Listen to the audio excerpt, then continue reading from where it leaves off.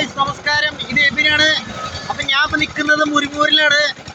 ഒന്നില്ല, ഈ വഴിയിൽ നിന്നിപ്പോൾ ഇവിടെ ഒരു കരിമ്പ് ജ്യൂസിൻ്റെ ഒരു സ്ഥലം കണ്ടു. അപ്പോൾ കരിമ്പ് ജ്യൂസ് കുടിക്കാന്ന് വെച്ചിട്ട് വന്നത്.